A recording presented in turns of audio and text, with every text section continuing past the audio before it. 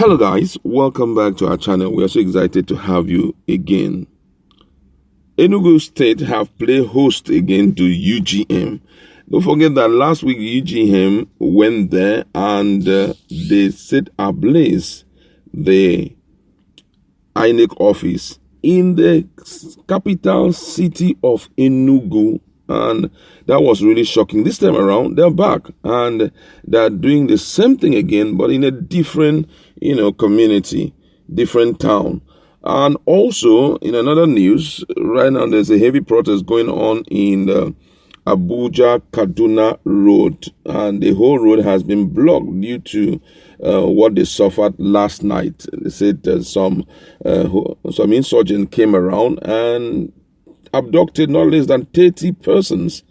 And the story is not a funny one, I'm telling you. So the people right now are already tired with the issue of insecurity in the country, and they are demanding the security operative to come help them out because enough is enough. And shockingly, they are saying this is not the first time it's been happening. You understand? But first of all, let's look at details of this news. But before we do that, we'd like to encourage you to please subscribe to our channel by clicking on the red subscribe button and also on the bell icon so that you can get notification anytime we publish our videos. Barely 1 week after the headquarters of Independent National Electoral Commission (INEC) was set ablaze in Enugu, the capital of Enugu State, another office of the commission in Igboeze South Council area of the state has been razed by UGM. It was learned that the office situated at Ibeagwa town was attacked Sunday night by invaders who set the office ablaze at about 11 p.m. The fire was said to have succeeded in burning one of the rooms in the office before it was put out by the State Fire Service. Effort to speak with the Enugu INEC Resident Electoral Commissioner, Dr. Emeka Onunamadu, and the INEC spokesman in Enugu, Pius Eze, failed as call put to their phones were not responded to. However, Enugu State Chief Fire Officer Engineer Okuduli Oha confirmed the incident to newsmen. According to Oha, there was a fire outbreak at INEC office Ibakwa in Igboeze South local government area last night. We responded promptly. The situation is under control and we have extinguished the fire. Oha added that it was only one room that was affected by the fire. The Nation reported that the latest incident was the third INEC office to be attacked and burned by UGM in less than 1 month in Enugu State. The first casualty was that of Oba in Odenu local government area where extensive damage was recorded. The state INEC headquarters in Enugu was later attacked where 6 hillocks were being raised. And also in another news, in faraway Niger State, some member of Garuka community, Tafa local government area of Niger State, on Monday morning blocked Abuja-Kaduna highway to protest series of abduction in the community.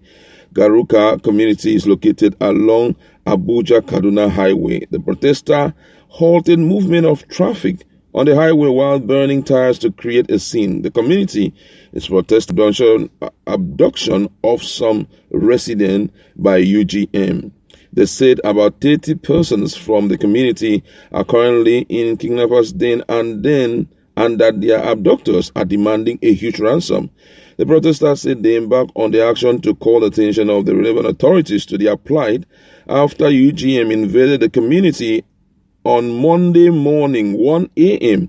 and abducted 15 persons. Speaking during the protest, a member of the community who identified himself as Hassan said the gunmen invaded the community around 1:17 a.m. and abducted 15 persons. He said they decided to protest to ask the government to come to their rescue in Niger State. According to him, he said at exactly 1:17 a.m. in the morning, I heard a gunshot. I had to quickly close my window because they were open. I told my people at home to be calm. I went to my toilet to see what was happening. I saw that the UGM were taking my neighbors with his 2 children. One is 10 and the other 8. They operated till around 1:51 a.m. Around 2:15 a.m., the army came to our rescue. Some of us came out to see those who were abducted. We discovered that they have taken away 15 persons. This is not the first time. This is not the second. We just want to know if we are safe in this country and Nigeria.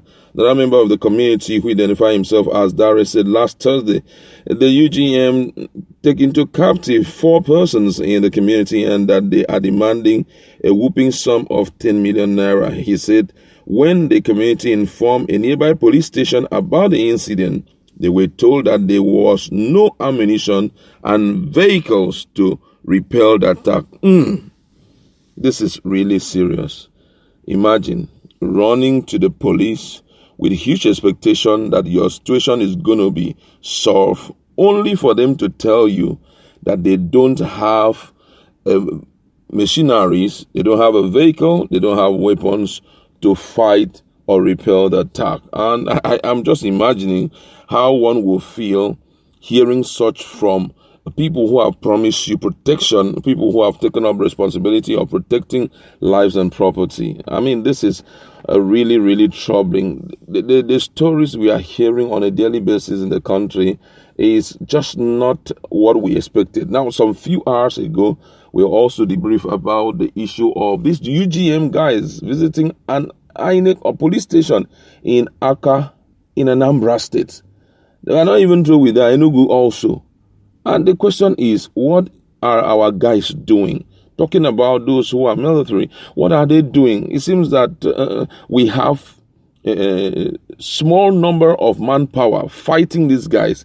And why don't they employ more people? You know, public service should not be lacking people to serve. Nigerians are complaining of a huge number of unemployment. You know, unemployment rate is on the increase. And expectation is that at a time like this, recruit enough people so that we have enough on ground to checkmate these guys, because it's really it's not fantastic. Again, look at what just happened in Niger. 15 people one night. 15. Now, when the soldiers, they operated till around 1:15 a.m. The soldiers came 2:51 a.m. What were they coming to do again? You know, which means that even if you have a very nice house with burglaries around and all of that, those guys can take 1 full hour to bring it down, just to make sure they break into your house.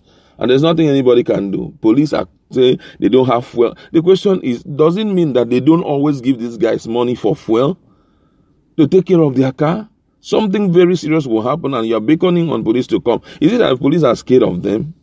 I mean, this thing is not interesting at all again. The country, we need to sit back and fix this country. That's why 2023, if it will come, as we are very hopeful that the country will not disintegrate, if it will come, we need to sit back and choose the right people who will lead us to that promised land where we will sit back and be so free at 10 a.m., even to be walking on the street and nobody will beckon on you to stop. You know, it's not fine again. I don't know what the government will do now that it has escalated to this level, because after a while, the people will start rebelling. And when it starting from the north down to the south, then we are ready. We are about to face what we never bargained for. I like to leave it there. Go to our comment section. Let's interact. What do you have to say about the current trend of insecurity in the country, looking at considering the fact that it's now virtually everywhere, not south, east, and west? It's hitting